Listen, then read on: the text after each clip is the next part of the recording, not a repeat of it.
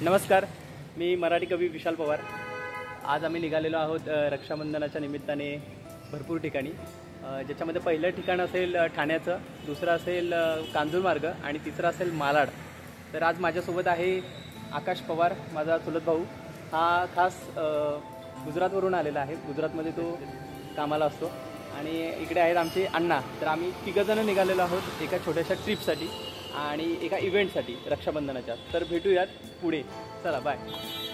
आजचा प्रवासाचा टप्पा जरी दीर्घ असला तरी आमच्या अण्णांची रिक्षा प्रवासासाठी तत्पर होती आणि आम्ही निघालो एका कौटुंबिक नातं जपण्याच्या प्रवासाला। मुळात अण्णांच्या रिक्षामधून मन भरून प्रवास करावा अशी मनात खूप दिवसांची इच्छा होती आणि आज ती पूर्ण होण्याचं समाधान माझ्या चेहऱ्यावर झळकत होतं।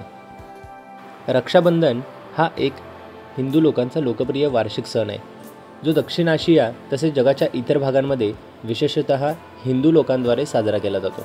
या दिवशी सर्व वयोगटातील बहिणी आपल्या भावाला पवित्र आकर्षक दोर मनगटाभोवती बांधतात, म्हणजेच राखी बांधतात।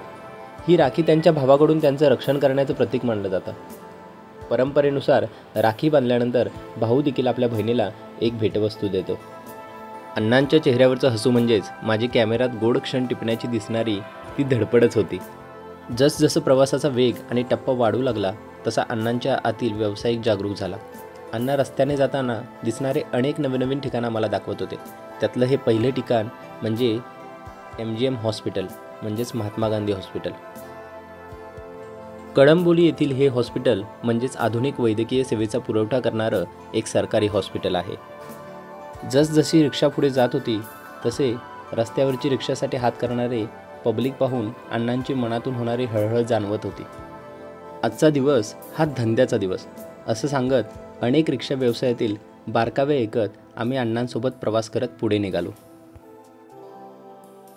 काही थोडाच वेळ प्रवास केल्यानंतर एके ठिकाणी एक अपघात पाहायला मिळाला। एक टेम्पो पलटी झाला होता। हे पाहून मात्र मन थोडंसं दुःखित झालं। खरं तर आपलं आयुष्य म्हणजे अनप्रेडिक्टेबलच आहे। एका क्षणी आनंदाचा सर्वोच्च टोक असेल तर दुसऱ्याच क्षणी दुःखाची खाई असते। त्यामुळे फार भूतकाळात आणि भविष्यकाळाची चिंता न करता वर्तमानातील आनंद घेत जगणं हेच खरं तर जगण्याचं कसब आहे। त्यामुळे तुमच्या आयुष्यातील अनमोल क्षण हे कधीच वाया घालवू नका। छान जगा, फिरा, बोलत जावा, नाती जपा आणि दिवसेंदिवस का होईना तुम्ही हळूहळू समृद्ध होत चला। यानंतर आम्ही जसा घरून नाश्ता करून निघालो होतो, अर्थात तशीच आमच्या रिक्षालाही भूक लागली होती, म्हणून आम्ही गाडीमध्ये CNG भरायला रिक्षा घेऊन गेलो। 260 रुपयांचा CNG भरून आम्ही रिक्षा घेऊन पुढील प्रवासाला निघालो। रस्त्यावरून उजव्या बाजूला विस्तीर्ण पसरलेलं जिओ हब दिसत होतं। ते एक स्टेडियमसुद्धा नजरेस पडत होतं। यानंतर प्रवासातील बरेच टप्पे ओलांडल्यानंतर आम्ही पोहोचलो ठाण्यातील नितीन कंपनीच्या शेजारी। इथूनच ज्योती मावशीला घेऊन आम्ही तिच्या घरी जाणार होतो। आम्ही एका मिठाईच्या दुकानात जाऊन अनेक मिठाया पाहिल्या, परंतु शेवटी का होईना आकाशने काजू कतरीचीच निवड केली आणि अर्थात काजू कतरी ही माझी फेवरेट मिठाई।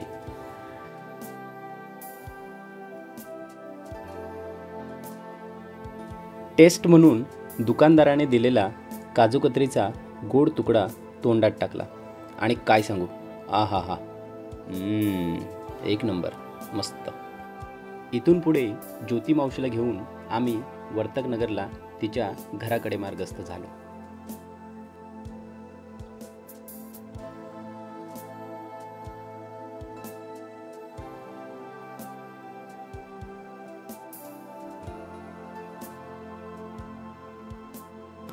नमस्कार।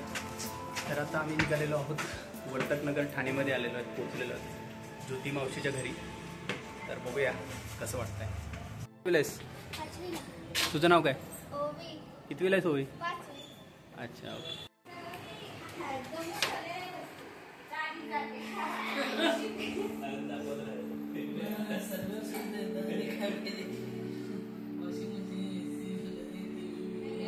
औक्षणाच्या ताटातील तेजाळणारा दीप, कुंकू, झेंडूची फुले, औक्षणासाठी तांदूळ, मिठाई आणि राखी असं सजलेलं ताट वातावरणातील पावित्र्य मात्र प्रसन्न करत होता।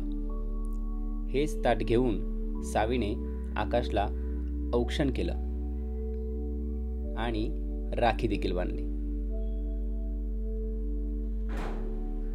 यानंतर सावीने तिच्या अनोख्या बालशैलीत मला सुद्धा छान औक्षण करून माझ्या हातामध्ये राखी बांधली.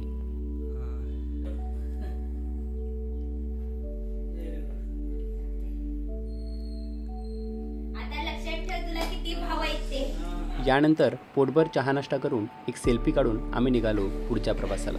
जाताना ज्योती मावशी आणि सावी वरून बाय करत होत्या आणि आम्ही निघालो पुढच्या प्रवासाला.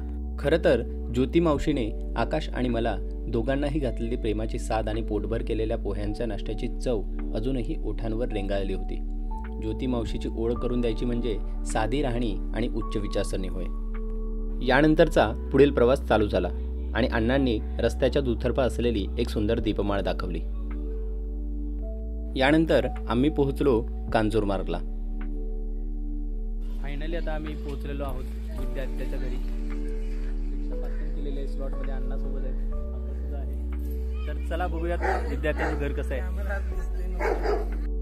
आम्हाला जरी सख्या आत्या नसल्या तरी या सगळ्या आत्या आमच्यासाठी सख्यापेक्षाही कमी नाहीत. त्यामध्ये विद्यात्या, पद्मात्या, निर्मला आत्या.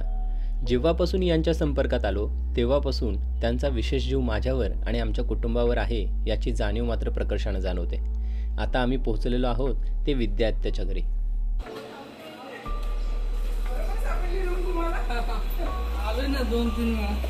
त्यावेळी कामावर जायला उशीर असल्याने नशिबाने आमची मामांशी सुद्धा भेट झाली. फक्त अंतरा ट्युशनला गेली असल्याने ती फक्त घरात उपलब्ध नव्हती इतकीच खंत. आधीच जायला उशीर झाल्याने आम्ही गेल्यानंतर प्रथम फ्रेश होऊन स्वादिष्ट जेवणावर ताव मारला आणि ज्या मामांशी गप्पा चालू झाल्या त्या अखंड आम्ही जाईपर्यंत आम्ही गप्पाच मारत राहिलो. यानंतर विद्यात्याने अण्णांचं औक्षण करायला सुरुवात केली. माझी आजी, कळंब्यातील आजी, कडव्यातील आजी आणि गर्जवाडीतील आजी अशा चौघींनी जपलेला नात्यांतील गोतावळा आणि आता आमच्या वडिलांनी, काकांनी, आत्यांनी सुंदर पद्धतीने सांभाळला होता आणि तीच नात्यांची अवीट गोडी जपण्याचा वसा हा आता आमच्या तरुण पिढीने हाती घेतला आहे यात शंका नाही. सगळ्या मावशी हिने घरी बनवले तरी पद्माने काय बनवलं? घऱ्या राख्या? अरे वा, पद्मा तर पहिल्यापासूनच क्रिएटिव्ह आहे म्हणा. काहीतरी ते परत हे पण बनवायची मला वाटतंय, काय कशिदा वगैरे असं काहीतरी.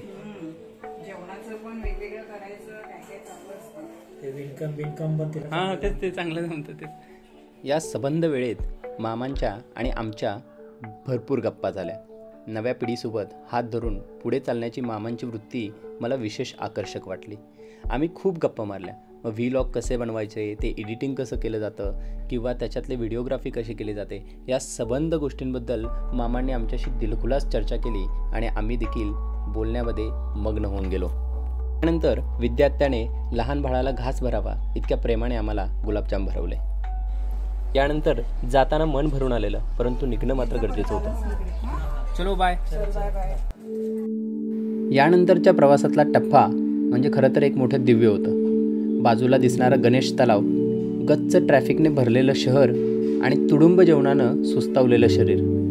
हळूहळू पाठीचा कणा रेलून आकाश आणि मी दोघेही हळूहळू डुलक्या देऊ लागलो आणि या डुलक्याचंच रूपांतर पुढे झोपेत होऊन झालं. यातली एक गोष्ट मात्र खरी, आम्ही दोघांनीही छान या ट्रॅफिकमध्ये एक एक डुलका काढून घेतला.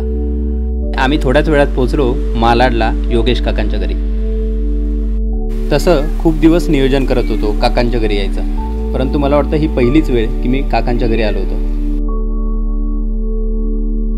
अनपेक्षितपणे दरवाजातून आतमध्ये गेलो आणि आजी आम्हाला पाहून खूपच आनंदी झाली होती. आज नवीन घरात काकांनी एक छोटीशी सत्यनारायण पूजा घातली होती. छान जाऊन आम्ही देखील देवदर्शन घेऊन प्रसाद ग्रहण केला आणि पुन्हा एकदा घरगुती गप्पांचा ओघ सुरू झाला. योगेश काका म्हणजे माझ्या सर्व कुटुंबियांसाठी अभिमान आहेत. अर्थात माझे देखील ते आदर्शच आहेत. विद्वान आणि विनम्रता हे दोन्ही शब्द त्यांच्या प्रकृतीचा एक भाग आहे. त्यानंतर निर्मला आत्याने अण्णांना औक्षण करण्यास सुरुवात केली. मी तसा स्वतःला खूप भाग्यवान समजतो, कारण योगेश काकांच्या कुटुंबाचा मी देखील एक छोटासा भाग आहे. आपल्याच नात्यांमध्ये आपल्याला कोणीतरी दिशादर्शक भेटला की आपला पुढचा प्रवास अलगद सोपा होऊन जातो. तसंच काहीसं माझ्या बाबतीत.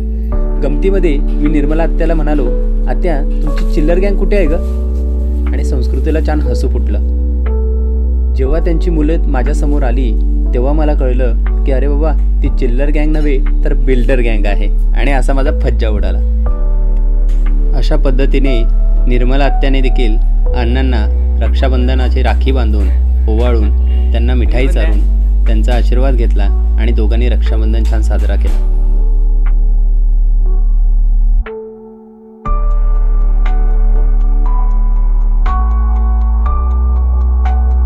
यानंतर इतक्या दिवस आईचा खाऊ म्हणून प्रसिद्ध असणाऱ्या आजींच्या आणि काकींच्या हातच्या सुंदर पोळ्यांच्या जेवणाचा आस्वाद घेण्याची संधी आम्हाला मिळाली आणि भोजन करून सर्वांची रजा घेऊन आम्ही पुन्हा पनवेलला निघालो.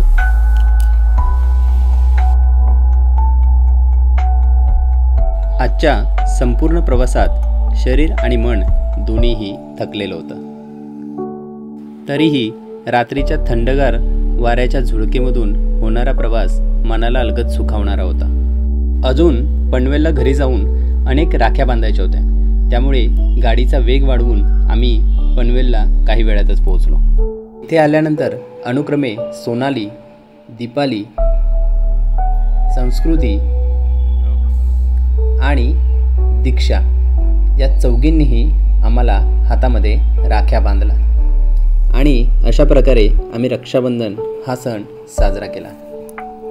यानंतर सर्वांनी एकत्र छान फोटोग्राफी करून आजचा दिवस आनंदात साजरा केला. तुम्हालाही हा व्हिडिओ आवडला असेल तर या व्हिडिओला नक्की लाईक, सबस्क्राईब आणि शेअर मात्र जरूर करा. बाय.